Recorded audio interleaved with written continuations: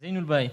Eh bien, voici un autre scientifique, mais parcours non pas santé, mais plutôt physique et mathématiques.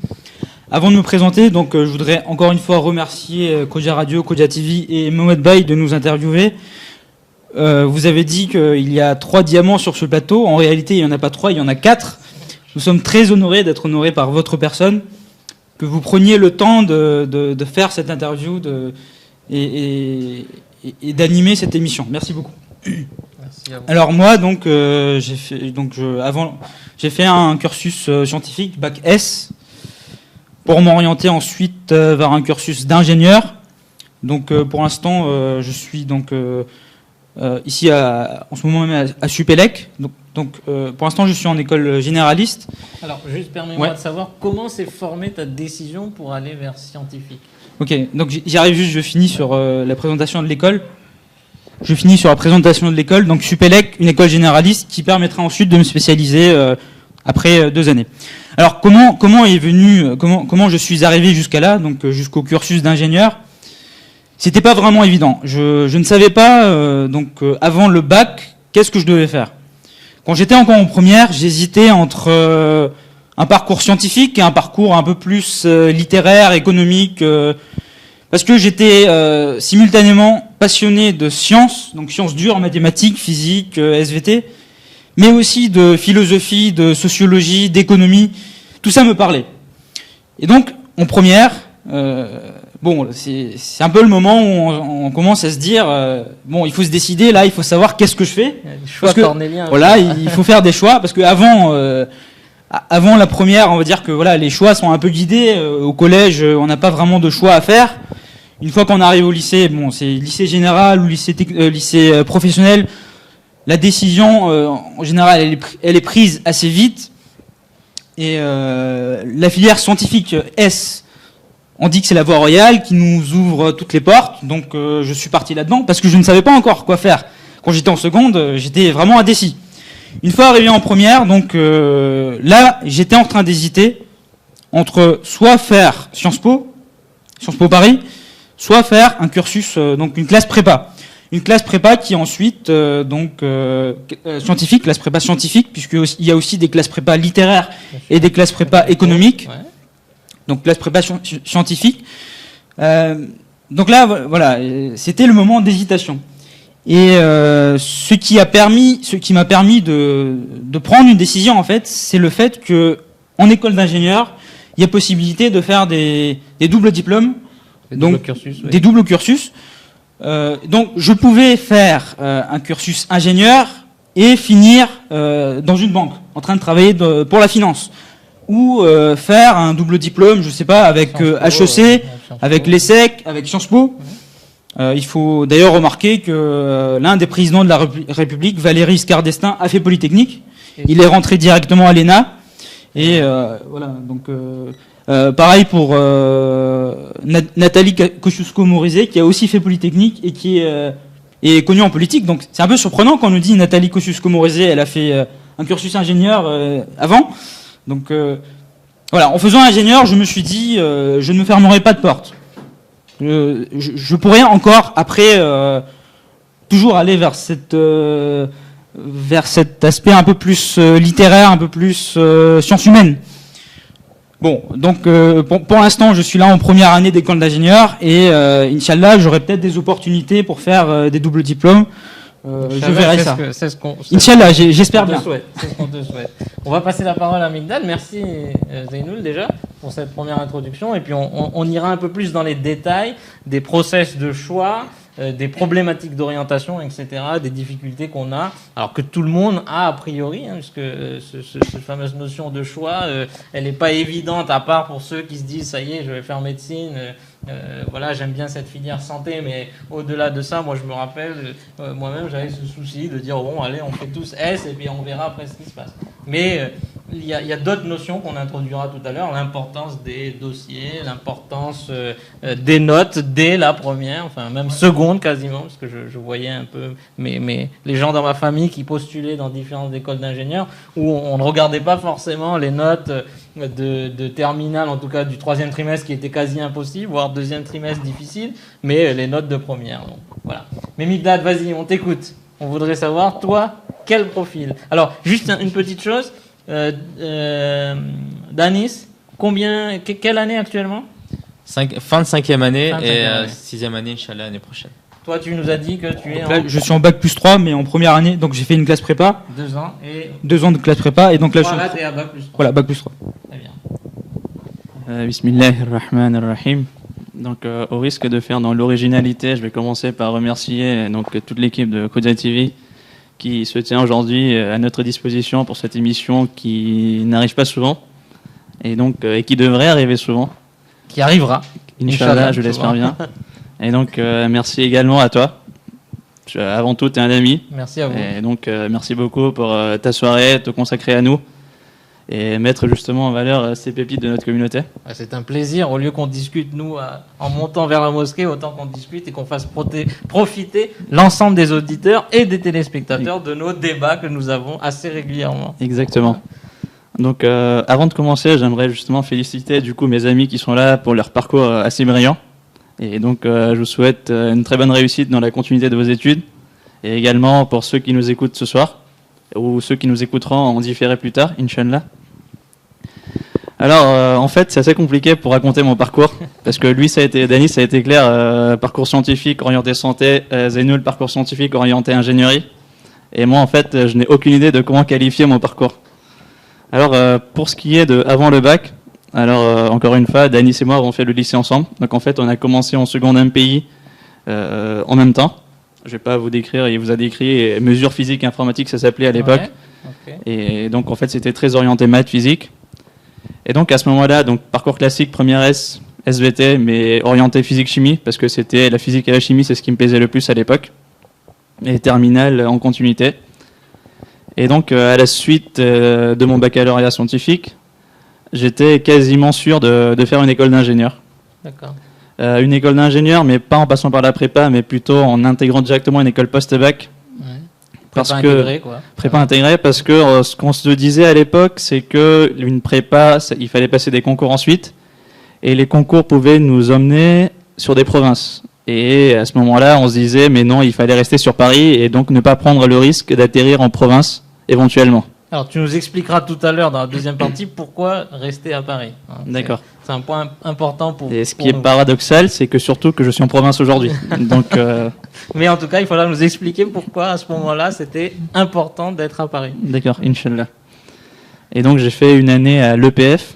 Donc, en fait, ça s'appelle l'école polytechnique féminine. Bon, alors, je vais éclaircir le sujet là tout de suite parce qu'on m'a déjà demandé à maintes reprises ce que ça voulait dire.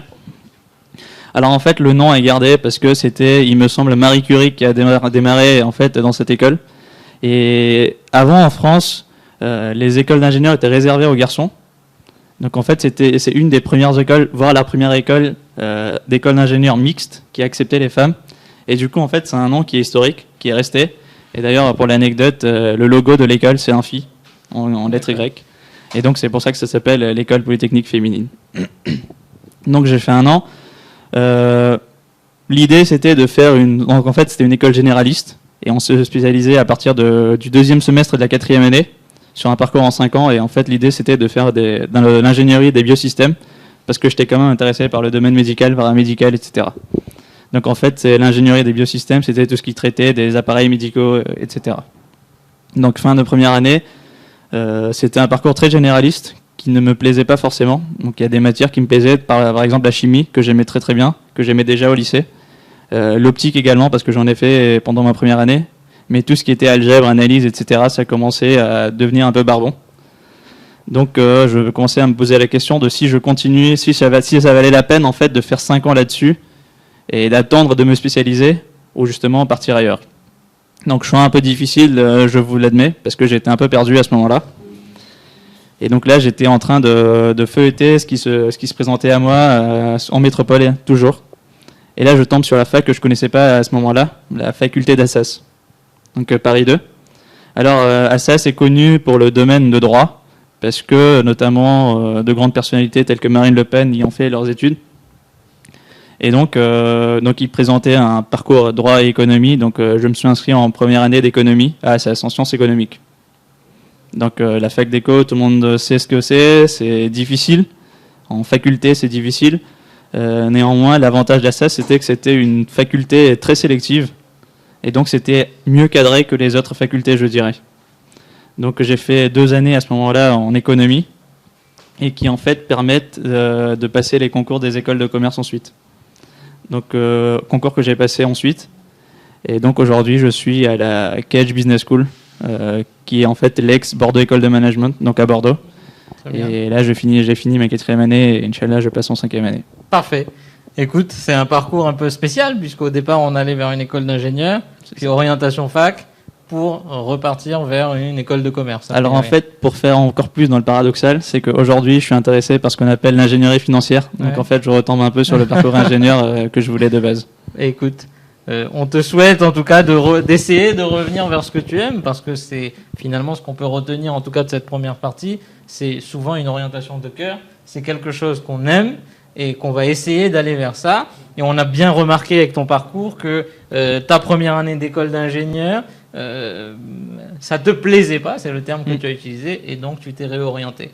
On fait une petite pause et puis après on va reprendre sur la deuxième partie où on va évoquer un petit peu les difficultés du départ, en particulier par exemple en santé où on sait dès le départ qu'il faut qu'on parte parce qu'à La Réunion il n'y a pas forcément, en médecine en tout cas il n'y a pas forcément le parcours à La Réunion, ou dans des grandes écoles type Supélec ou Polytech ou des choses comme ça. On en parle après la pause. أعوذ بالله من الشيطان الرجيم بسم الله الرحمن الرحيم اللهم صل على محمد وعلى محمد وعجل فرجهم وعليك عدم عشنا ما هم مرا खोजा રેડિયોના સાંભળનારાઓ અને ફરીથી આ એજ્યુકેશનલ પ્રોગ્રામમાં અમે બધાને સ્વાગત કહે છે, વેલકમ કહે છે. અલ્હમ્દુલિલ્લાહ પહેલો સેશન બહુ જ આસાનીથી પસાર થયો અને હું જોઉં છું કે આપણા નવજવાનોની ચહેરામાં એકદમ ચમક છે માશાઅલ્લાહ મોહમ્મદભાઈ, કે એ લોકોના સવાલો જવાબથી તમે એકદમ મુતમઈન થઈ ગયા હશો ઇન્શાઅલ્લાહ તાલા. પછી હું તમારી સાથે વાતચીત કરીશ, પણ આપણા ઓડિયન્સ સાથે વાત કરે ને સૌથી પહેલાં તો આપણે એક ખાસ અનાઉન્સમેન્ટ છે, એક એલાન કરવાનું છે. દિલગીરીના સાથે શફાએ મરઝાની ખાસ દુઆ છે, ઇલ્તિમાસ કરવાની છે કે આપણા મોહતરમા મયુમાસી કે જે બહાદુર જાફરના ખાસ મહોરદાર એમાંથી આવે છે અને મશહૂર આપણે કહે છે કે પર્સનાલિટી છે અને આપણા બહાદુરભાઈ જે છે જાફર એ તના જમાતના પણ માન્યતા પ્રમુખ રહી ચૂક્યા છે. એમની મહોદાર એકદમ અલીલ છે, બીમાર છે. આપણે સાથે મળીને દુઆ કરીએ કે પાક પરવરદિગાર બીમારે કરબલાના વાસ્તા, બીમારે સુગરાના વાસ્તા બધાય મોમિનીન અને મોમિનાતને શિફાએ કામિલા અતા ફરમાવે. અને ખાસ કરીને જે મયુમાસી બિલકુલ અલીલ છે, ખાસ કરીને એ કહેવામાં આવ્યું છે કે 3 દિવસનું ખાસ ગેપ રાખવામાં આવ્યો છે, એક ચાન્સ રાખવામાં આવે છે. ઇન્શાઅલ્લાહ તાલા એકદમ સિરિયસ છે. આપણે દુઆ કરે તો હાલો આપણે એમની હકમાં દુઆ કરીશું ઇન્શાઅલ્લાહ તાલા એમને શફાએ કામિલા અતા ફરમાવે. ને અંતમાં આપણે ઇન્શાઅલ્લાહ તાલા અમ્મા યુજીબુન જરૂર આપણા ખાસ કરીને બધા જેટલા પણ શફાએ મરઝા છે આપણે જરૂર પડાવશું. હવે આપણે આવે અમારા સેશનની અંદર કે મિકદાદ સલામ અલૈકુમ. Alaikum salam. Thank you very much. સૌથી પહેલાં તો આ મને એ જ કહેવાનું હતું કે તમે શું કાંઈ ઇમ્પોર્ટન્ટ એક લાઇનમાં હું તમે એક પેરેગ્રાફ નહીં કહી શકું કારણ કે વધારે ટાઈમ પસાર થશે. ફક્ત એક લાઇનમાં તમારી કામયાબીનું રાઝ અત્યારે તમે બહારે છો, તમે એક લાઇનમાં કેવી રીતે ડિસ્ક્રાઇબ કરી શકો? આ જરાક અઘરું સવાલ છે. Thank you. ફક્ત એક લાઇનમાં. એક લાઇનમાં કહી શકે તો માવતરની દુઆ તેમજ તવક્કુલ અલ્લાહ. Thank you very much. માશાઅલ્લાહ એની અંદર બહુ જ ઇમ્પોર્ટન્ટ આવી ગયું. અને ઝૈનુલ, યસ માશાઅલ્લાહ તમે હર ચીજમાં ઝૈનત બની ગયા છો અને આપણે ખુશી મહેસૂસ થાય છે અને તમારા ચહેરામાં પણ એક ઝીનતના શબાબ દેખાય છે. તો પ્લીઝ તમે એક લાઇનમાં તમારું મોટિવેશન કેટલું સ્ટ્રોંગ છે એક લાઇનમાં તમે કેવી રીતે મને ડિસ્ક્રાઇબ કરશો please? Frédéric Makis, il faut être passionné par ce qu'on fait.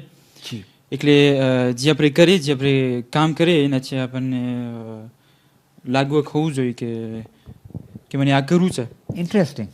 Wonderful wonderful એક લાઇનમાં તમે બહુ જ એક આખું સમંદર પેચ કરી લીધા brother Danish thank you very much you speak Gujarati okay yeah now you tell me which language do you prefer English or Gujarati English. English. English. Wow, thank you very much indeed. So, okay, Brother Danish, so please can you explain or can you describe yourself in one sentence that how you found this session? In one sentence. Je vais répondre en français, histoire que tout le monde puisse comprendre également parmi nos auditeurs. Donc la question qui m'a été demandée, c'est comment si je ne me trompe pas, comment je ressens ce débat, comment je décrirais ce débat. C'est très important parce que moi j'ai pu remarquer autour de moi et dans la communauté que malheureusement quelquefois les études supérieures post-bac ne sont pas forcément valorisées. C'est-à-dire que pour beaucoup d'entre nous, parmi les jeunes... pardon. Thank you very much. Subtitle, please. ના પોતે એક જ આપણી એના એક્સપિરિયન્સમાં એમ છે કે આપણા પોસ્ટ ભાગ એટલે જે ભણતર છે ઊંચી ભણતરો એ આપણા ઓછી થાય છે આપણી કોમમાં તો એના માટે પોતે રાજી છે કે અહીંયા આ પ્રોગ્રામ થાય છે તો ઉત્તેજન મળે બીજા નવયુવાનો. Thank you very much. તો માશાલ્લાહ આપણે સાંભળ્યા અને આપણે ફ્રેન્ચી પણ હતી, ઇંગ્લિશ પણ હતી, ગુજરાતી પણ હતી. આપણે બધાય આપણા જે છે નવજવાનો પોતપોતાનું ઇન્ટ્રોડક્શન કર્યા. આપણે ઇન્શાઅલ્લાહ તાલા જરૂર ફરીથી મુલાકાત કરશું. હવે હું મહમ્મદભાઈને એ જ સવાલ કરું છું. મહમ્મદભાઈ, આ તમારું પહેલું સેશન કેવું તમે લાગ્યું? કે તમે એ લોકો સાથે વાતચીત કર્યા અને શું તમે આ લોકો મારા બાજુમાં હોય તો મને શું યાદી છે? એક્ઝેક્ટલી અમારા એક સેન્ટેન્સમાં હું તમને બધું કાફી આવી ગયું છે. દોસ્તો અને મિત્રો હું તમને કહું છું આજ જે આપણે અહીંયા ડિબેટ કરીએ છીએ એ જ અમે મસ્જિદે જાતા મસ્જિદના આપણી જળના જી ઉપર આપણે ઇમામબારામાં આપણો ઝરી છે અમે ઘણી ફેરે આ વાતો કરીએ છીએ. ઓકે, પણ અલ્હમ્દુલિલ્લાહ આપણા પાસે હવે હથિયાર છે. જી, ખોજા ટીવી, ખોજા રેડિયો, બિલકુલ અને એ હથિયારથી આપણે જે અમે અંદર વાતો કરીએ છીએ ઇન્શાઅલ્લાહ આ હરેક ઘર પૂગશે ઇન્શાઅલ્લાહ. Very nice. અને હરેક નવયુવાનો અમે આશા રાખીએ છીએ કે સાંભળે અને આવે પોતાની experience share. Definitely. Thank you very much. તો પ્લીઝ તમે હમણાં અનાઉન્સમેન્ટ સાંભળી ગયા કે તમે આવજો અમારા સાથે, આપણા ઓડિયન્સ સાથે તમારો એક્સપિરિયન્સ શેર કરશો જેથી કરીને એક સવાબે જારિયા બની જાય. તો હવે હું માઇક અને પાછળથી હોસ્ટિંગનું લીડિંગ જે છે હું મહમ્મદભાઈને આપું છું, પણ એક નાનકડો બ્રેક લેવા બાદ. Thank you very much.